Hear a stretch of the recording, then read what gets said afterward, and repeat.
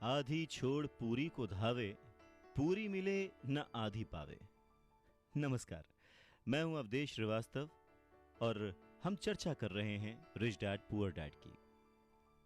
मुश्किल के दौर में, गरीबी के दौर में अपने आप को कैसे संभाला जाए, अपने आप को कैसे गरीबी से उबारा जाए, इस बात को समझाने के लिए रॉबर्ट टी कियोसाकी बहुत ही अच्छा एग्जाम्पल देते हैं। वो कहते हैं कि एक दिन कर्ज लेने के लिए, क्योंकि उनकी माली हालत खराब हो गई थी, तो उन्होंने अपने नए गोल्फ क्लब, आर्ट कलेक्शन, किताबें, स्टीरियो, टेलीविजन, उनके महंगे कपड़े, घड़ियां, जूते और बहुत सारे ऐसी चीजें लोन वाले पेपर में जो संपत्ति वाला कॉलम होता है उसमें लिख दिया, एसेट्स में लिख दिया और भेज दिया। उन्हें लगा कि मेरे पास इतनी चीजें हैं तो लोन अप्रूव हो जाएगा, पर उनका लोन का जो पेपर था, एप्लीकेशन पेपर, वो रिजेक्ट कर दिया गया। क्यों? क्योंकि उनका बहुत सारा इन्वेस्टमेंट फिजूल था। लोन कमेटी को वो बात एकदम भी समझ नहीं आई। वो ये जानना चाहते थे कि उनके पास एक नॉर्मल सी नौकरी क्यों नहीं है जिसमें वेतन मिलता है। उन्होंने उनके महंगे कपड़े और महंगे जो खेल का सामान था उनके बारे में कोई सवाल नहीं किया। जिंदगी में कई बार ऐसी कठिनाइयां आती हैं जब आप स्टैंडर्ड प्रोफाइल में फिट नहीं होते हैं। वो कहते हैं कि उन्हें बड़ा ही अचंभा होता है जब वो किसी को ये कहते हुए सुनते हैं कि उसकी नेटवर्थ करोड़ों रुपए है, लाखों रुपए है, क्योंकि नेटवर्थ के सटीक ना होने का एक खास कारण है। वो ये कि जिस पल आप अपनी संपत्तियों को, एसेट्स को बेचना शुरू करते हैं ना, उनका प्राइस, उनका रेट, उनका दाम बहुत कम हो चुका होता है। ऊपर से उन पर आपको टैक्स भी चुकाना पड़ता है और इतनी सारी चीजें आपको पैसे के संकट में डाल देती हैं, गरीबी में फंसा देती हैं। पैसा इकट्ठा करने के लिए वो अपनी प्रॉपर्टीज बेचते हैं, एसेट्स बेचते हैं। पहले तो वो अपनी पर्सनल प्रॉपर्टीज बेचते हैं जो कि सच कहें तो बहुत ही कम बिकती हैं, और अगर बिकती भी हैं तो उस पर टैक्स होता है। तो इस तरह से एक बार फिर से सरकार फायदे में से अपना हिस्सा ले लेती है, बैंक अपना हिस्सा ले लेता है, और जो काम कर रहा होता है वो कर्ज में डूब जाता है। तो सीख यही है कि इन सारी चीजों में फंसने के बजाय अपने काम से काम रखिए। जो कर रहे हैं वो करते चलिए, कुछ भी छोड़िए नहीं, पर हाँ, थोड़ी एक्स्ट्रा मेहनत करके, थोड़ी एक्स्ट्रा समझदारी से, फाइनेंशियल लिटरेसी से पैसों को यूज करने का, पैसों को इन्वेस्ट करने का हुनर सीखिए। थोड़ा थोड़ा करके एसेट्स बनाते जाइए, पर हाँ, ऐसी चीजों को खरीदने से बचिए जिनकी कीमत एक बार घर लाने पर कम हो जाती है, क्योंकि ये चीजें कभी भी एसेट्स नहीं हो सकती।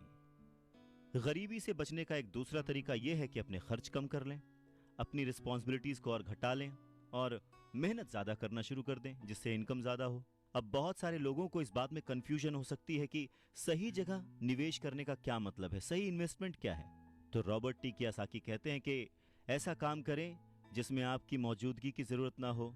स्टॉक्स, बॉन्ड खरीदें, म्यूचुअल फंड खरीदें, आमदनी देने वाले रियल एस्टेट में खर्च करें, अपने आप को ग्रूम करने में पैसे खर्च करें, एजुकेशन में जैसे कि म्यूजिक, लिखना, पेटेंट, स्पोर्ट्स और ऐसी हर चीज जो कीमती है, जिसे खरीदने के बाद आपको पैसे मिलते हैं, ना कि आपको उसमें पैसे लगाने पड़ते हैं, उस हर चीज में आप इन्वेस्ट कर सकते हैं।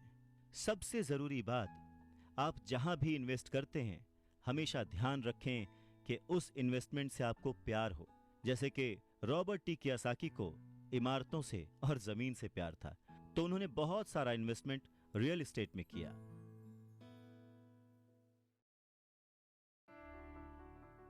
जब पैसे खर्च ही नहीं करने हैं तो फिर कमाएं क्यों, और ऐसी अमीरी का क्या फायदा। नमस्कार, मैं हूं अवधेश श्रीवास्तव। यह सवाल हम सभी के मन में आ सकता है। इस बात पर रॉबर्ट टी कियोसाकी कहते हैं कि यह सिर्फ सोच का अंतर है। जो अमीर आदमी होता है वो भी ये चीजें खरीदता है, वो विलासिता की चीजें खरीदता है, लेकिन सबसे बाद में। पहले वो ये देखता है कि क्या करने से उसे फायदा हो सकता है और किस चीज की उसे सबसे ज्यादा जरूरत है। वहीं उल्टा जो मिडिल क्लास आदमी है या गरीब आदमी है, वो थोड़ा सा पैसा आने पर भी सबसे पहले वो अपने शौक पूरे करता है। घर, हीरे, ज्वेलरी, गाड़ियां, कुछ भी खरीद लेता है। अमीर आदमियों के पास भी ये सब होता है, पर फर्क सिर्फ इतना है कि वो उधार के दलदल में नहीं फंसते। वो लोग जिनके पास पीढ़ियों से पैसा है, जो लंबे समय से अमीर हैं, वो अपनी अर्निंग वाले कॉलम को सबसे पहले बनाते हैं, उसे सिक्योर करते हैं। उसके बाद उनके एसेट्स वाले कॉलम से जो आमदनी होती है, जो इनकम होती है, उससे वो अपनी लग्जूरियस लाइफ जीते हैं, एंजॉय करते हैं। गरीब और मिडिल क्लास आदमी अपनी खून पसीने की कमाई और बच्चों की विरासत की कीमत पर ये चीजें खरीदता है, लोन लेता है।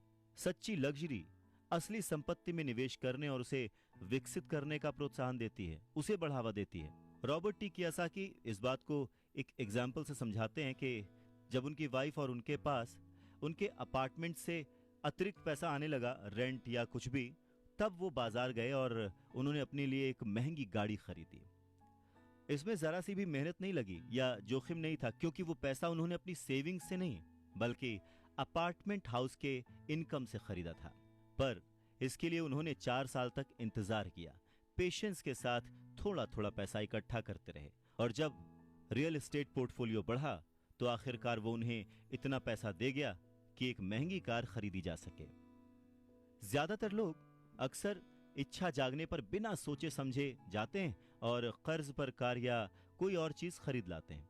हो सकता है कि वो अपनी जिंदगी से ऊब चुके हों या उन्हें सिर्फ एक नए खिलौने की जरूरत हो, पर कर्ज पर ऐसी चीज खरीदने से देर सबेर वो आदमी उस चीज से चिढ़ने लगता है, उसका इंटरेस्ट खत्म हो जाता है, उससे उसमें मजा नहीं आता, क्योंकि उस चीज को खरीदने के लिए जो कर्ज लिया गया है वो उस आदमी के सर पर भार बन जाता है।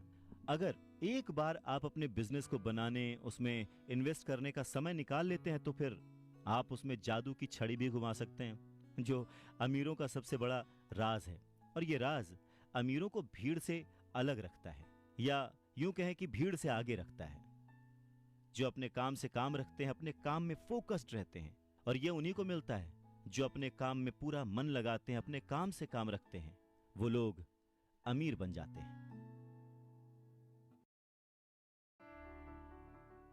अगर मिल के चला जाए तो तूफानों को भी शिकस्त दी जा सकती है।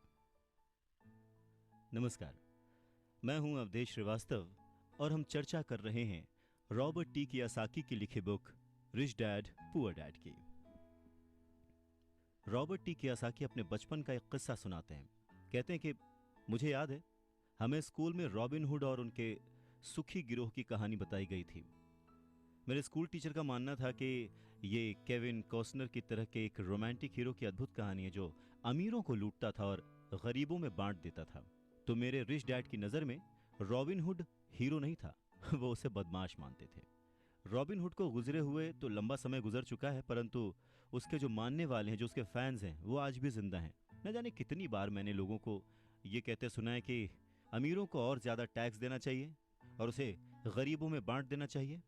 रॉबिन हुड का ये जो थॉट था, अमीरों से लेकर गरीबों में बांट दिया गया। गरीब और मिडिल क्लास लोगों के लिए ये सबसे ज्यादा दुख का कारण है। इसी रॉबिन हुड आदर्श के कारण मिडिल क्लास पर टैक्स का इतना भारी बोझ लदा हुआ है। और सच्चाई तो यह है कि अमीरों पर टैक्स लगता ही नहीं है। गरीबों की भलाई के लिए जो पैसा लगता है वो मिडिल क्लास से आता है, खासकर पढ़े लिखे और ऊंची आमदनी वाले मिडिल क्लास से।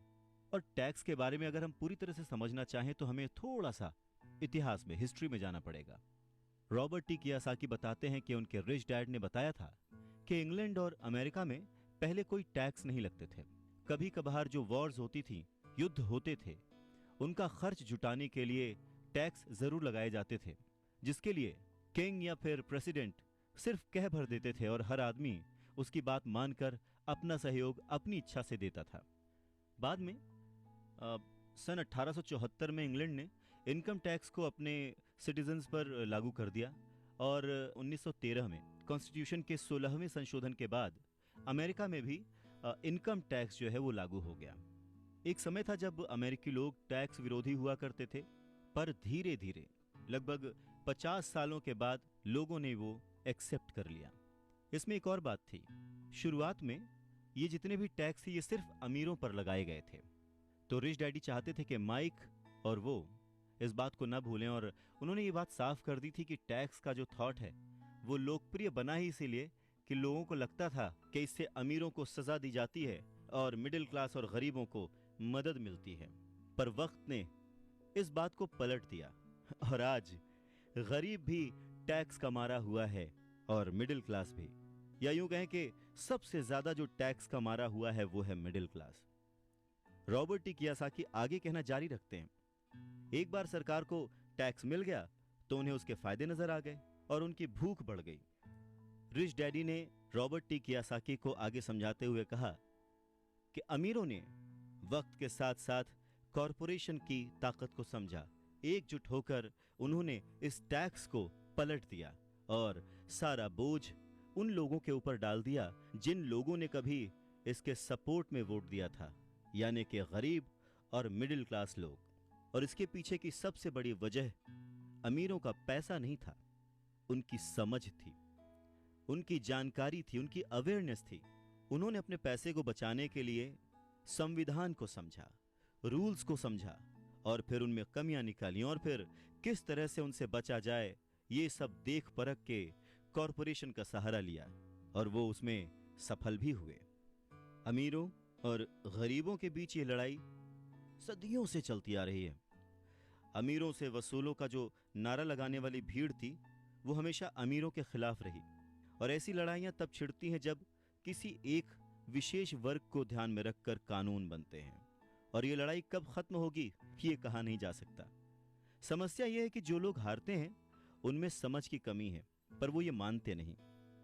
हारने वाले लोग वो हैं जो हर सुबह उठकर तैयार होते हैं और अपनी नौकरी में कड़ी मेहनत करते हैं और उस पर टैक्स भी देते हैं। अगर वो ये समझ पाते कि अमीर लोग किस तरह से पैसे का खेल खेलते हैं तो वो भी इस खेल को उसी तरह से खेल सकते थे। फिर वो भी गरीबी से आजाद हो सकते थे, पैसे के मालिक हो सकते थे और अमीर बन सकते थे। रिच डैड कहते हैं कि इसीलिए मुझे बिल्कुल अच्छा नहीं लगता कि जब कोई अपने बच्चे को यह सलाह देता है कि खूब पढ़ो और नौकरी करो। जिस कर्मचारी में पैसे की समझ नहीं है वो बच नहीं सकता। समाज उसके पैसे को हड़प लेगा और उसे गरीबी की ओर ढकेल देगा। कहते हैं ना कि उस देने वाले ने तो कोई कमी ना की, अब किसको क्या मिला ये मुकद्दर की बात है।